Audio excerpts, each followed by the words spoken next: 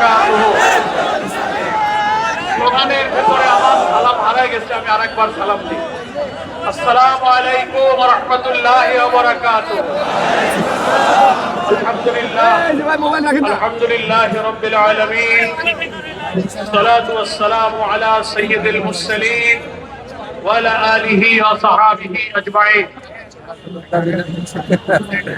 বাংলাদেশ জামাত ইসলামী ঢাকা মহানগরী দক্ষিণের উদ্যোগে আয়োজিত মহানগর উত্তর এবং দক্ষিণের উদ্যোগে আয়োজিত আজকের এই বিক্ষোভ মিছিল পূর্ব সমাবেশের সংগ্রামী সভাপতি, ঢাকা মহানগরী দক্ষিণের সংগ্রামী নায়েবে আমি কেন্দ্রীয় গণপরিষদ সদস্য ডক্টর অ্যাডভোকেট মোহাম্মদ হেলাল উদ্দিন, সংগ্রামী উপস্থিত জামাত নেতৃবৃন্দ, আমার প্রিয় উপস্থিত দেশবাসী ভাইরা,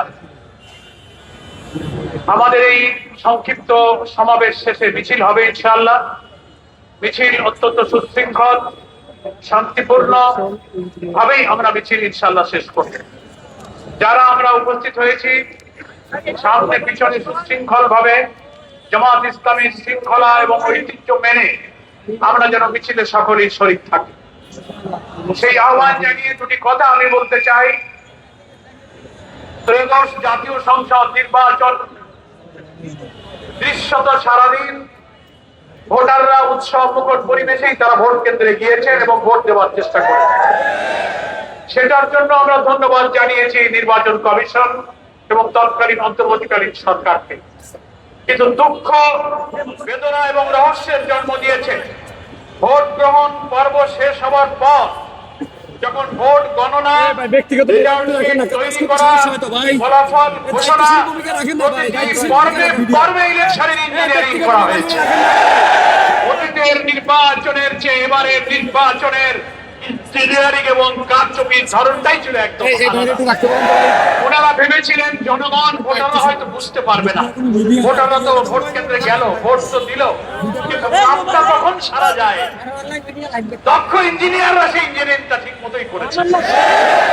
তা না হলে কি জবাব আছে? ব্যক্তিগত মোবাইল রাখেন না ভাই, কভারেজ করতে সমস্যা হয় তো ভাই। সারা দেশ থেকে ফলাফল আসতে থাকলো, 11 দলীয় সহ সারা দেশ থেকে একের পর এক 9:30 10টা পর্যন্ত বিভিন্ন আসনে বিপুল বিজয়ের খবর যখন আসতে থাকলো, মানুষ জন আকাঙ্ক্ষা হিসেবে অপেক্ষা করছিল সংখ্যাগরিষ্ঠ আসনে 11 দলীয় ঐক্য জামাত ইসলামী বিজয়ী হয়ে সরকার গঠনের মতো সংখ্যাগরিষ্ঠতা ইনশাআল্লাহ লাভ করবে।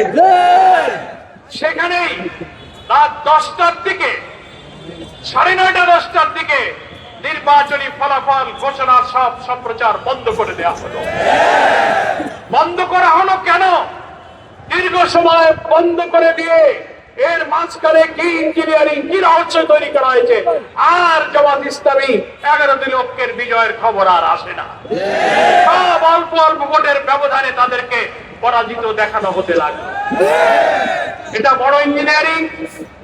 সাংবাদিকরা প্রশ্ন করেছিলেন আমাদের আমিরে জামাত, আজকে জাতীয় সংসদের বিরোধী দলীয় নেতা ডক্টর শফিকুর রহমান এমপির কাছে, যে আপনারা যে ইলেকশন ইঞ্জিনিয়ারিং এর কথা বলেন, কারা ইঞ্জিনিয়ারিং করেছিল? আমিরে জামাত জবাব দিয়েছিলেন বিদেশি সাংবাদিককে। সরাসরি প্রমাণ ছাড়া তো তার জবাব দেওয়া কঠিন। তবে অতীতে দেখা যায় যারা এই অপরাধ করে, যারা কারচুপি ইঞ্জিনিয়ারিং এ জড়িত থাকে, কোন না কোন ভাবে ওই যে আমি কলা খাইনি একটা গল্প আছে না, তাদের মুখ থেকেই একসময় বেরিয়ে যাবে। এই যে আমিরে জামাত কিছুদিন আগে বলেছেন, শুনেছেন আপনারা তো? আলহামদুলিল্লাহ, একজন রাজ সাক্ষীর বক্তব্যে সোশ্যাল মিডিয়াতে এসে গেছে। জামাত ইসলামীকে শুধু দায়ী করলে হবে না, সব জনগণ আপনার বক্তব্যে। রিজওয়ানা হাসান, সম্মানের সাথে আপনাকে বলতে চাই, আপনি কি সাবেক অন্তর্বর্তীকালীন সরকারের একজন উপদেষ্টা ছিলেন, আপনি আপনার বক্তব্যের অডিওটা, ভিডিওটা আপনি বারবার দেখুন। আপনি কি বলেছেন? আপনি তার প্রতিবাদ এবং চারিদিকে যখন বিক্ষুব্ধ সমালোচনা, অভিযোগ, তদন্তের দাবি উঠলো, আপনি সেটাকে ব্যাখ্যা দিতে চেষ্টা করেছেন সোশ্যাল মিডিয়াতে, যে না, আমি এটা কোনো রাজনৈতিক দলকে মিন করিনি, আমি উগ্রবাদদেরকে মিন করেছি। আপনার কথাই আপনি আবার ধরা পড়ে যাচ্ছেন, আপনি আবার সাংবাদিকের প্রশ্নের জবাবে প্রশ্ন করা হচ্ছে নারী অধিকার, নারীর ক্ষমতা, নারীর মর্যাদার প্রশ্নে যখন আপনি উত্তর দিচ্ছেন, সাংবাদিক বলছে তাদের একটা অংশ তো বিরোধী দলে আছে। বিরোধী দল শব্দটা উনি উল্লেখ করেছেন। আপনি বলছেন বিরোধী দলে যদি তারা থেকেও থাকে তাদেরকে আমরা মেইন স্ট্রিমে আসতে দেই। What do you mean by this type of comment? বিরোধী দল তো আর উগ্রবাদীদের মধ্যে নাই, কি বলেন? কোন উগ্রবাদী চরমপন্থীরা পার্লামেন্টে নাই। যারা রাজনৈতিক দল হিসেবে নির্বাচনে অংশ নিতে সকলেই নির্বাচন কমিশনের নিবন্ধিত রাজনৈতিক দল। ইসলাম কোন উগ্রবাদ, কোন চরমপন্থাকে সমর্থন করে না। আপনি সাক্ষাৎকারে মিন করতে চেয়েছেন ইসলামী রাজনীতি যারা করে, নারীর ক্ষমতার মর্যাদার ব্যাপারে আপনি তাদেরকে দোষী করতে চেয়েছেন যে তারা সে অধিকার চায় না। না, বরং আপনারা নারীবাদী হওয়ার দাবি করে যা বলেন তার চেয়ে হাজারো লক্ষ গুণ নারীর মর্যাদা ইসলাম দিয়েছে। জামাত ইসলামী সহ ইসলামী দল, ব্যক্তিত্ব, স্কলার, মহান আল্লাহ তাআলা কোরআন মাজিদে আমাদের নারীদের যে অধিকার এবং সম্মানের কথা বলেছেন, প্রিয় নবী মুহাম্মদ মুস্তাফা সাল্লাল্লাহু আলাইহি ওয়াসাল্লাম হাদিস শরীফের মধ্যে বিদায় হজের ঐতিহাসিক ভাষণে নারীদের যে মর্যাদার কথা বলেছেন, আপনাদের কোন সিডও, কোন আন্তর্জাতিক সংস্থা আমাদের মায়েদের এই মর্যাদা, আপনাদের কোন দর্শন, কোন তত্ত্ব, কোন সংস্থা তা নিশ্চিত করতে পারেনি। ফলে আপনারা বারবার কোন প্রসঙ্গ আসলে নারীর অধিকারের প্রশ্নে আপনি ইসলামপন্থীদের উপর চাপাবার চেষ্টা করেন। আপনার এই ভুল প্রচেষ্টা, এই অপরিণামদর্শী প্রচেষ্টা থেকে আপনাকে আমরা বিরত থাকতে অনুরোধ করছি।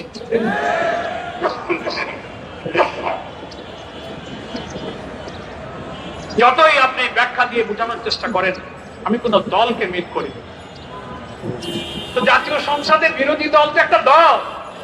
আপনি নাম হয়তো জামাত ইসলামী বলেননি, কিন্তু অপোজিশন কারা? তারা জামাত ইসলাম। আমি আবারও আপনাকে ভিডিওটা দেখতে বলবো, অডিওটা। আপনি বলছেন তারা যদি বিরোধী দলে থাকেও তাদেরকে আমরা মেইন স্ট্রিমে আসতে দেই।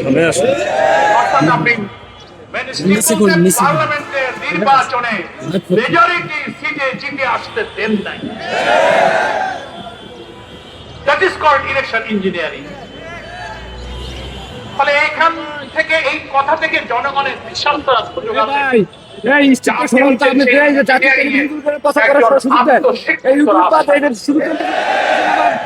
আপনাকে এটা প্রমাণ করতে হবে যে বিরোধী দল বলতে আপনি কাকে মিল করেছেন। পার্লামেন্টে কি জামাত ইসলামী ছাড়া আর কোন বিরোধী দল আছে? বারবার বলছে আমি কোন দলকে মিল করিনি। আবার আপনি আজকে দেখলাম এই কথা ব্যাখ্যা দিতে গিয়ে, নিজেকে ডিফেন্স দিতে গিয়ে আপনি আনন্দবাজারের সঙ্গে একটা সাক্ষাৎকারে আপনি বলে ফেললেন। এই কথাটা কেন বলতে গেলেন যে আমি যদি কোনো মবের শিকার হই তাহলে জামাত শিবিরকেই দায়ী থাকতে হবে?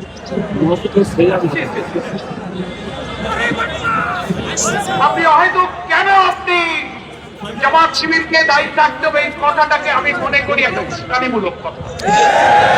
আপনার এই উস্কানিমূলক কথা বলার তো কোনো প্রয়োজন ছিল না। জামাত ইসলামী তো কোনো মতকে বিশ্বাস করে না। জামাত ইসলামী কোনো মবের রাজনীতি করে না। জামাত ইসলামী নিয়মতান্ত্রিক, গঠনতান্ত্রিক, ওয়েল ডিসিপ্লিন, ওয়েল অর্গানাইজড একটা সংগঠন। আমাদের শত্রু বলে জামাত ইসলামীর শৃঙ্খলা, আনুগত্য, নিয়মতান্ত্রিকতা, তারা এটা প্রশংসা করে। আপনিও একজন সাবেক উপদেষ্টা হিসেবে জামাত ইসলামী নেতৃবৃন্দের আচরণ, কর্মসূচির সঙ্গে আপনি কেন হয়তো কোনো কিছুই তো ঘটেনি। সিম্পল আমরা আপনার এই বক্তব্যের একটা জুডিশিয়াল ইনকোয়ারি দাবি করেছি, তো আমরা তো দাবি করতেই পারি।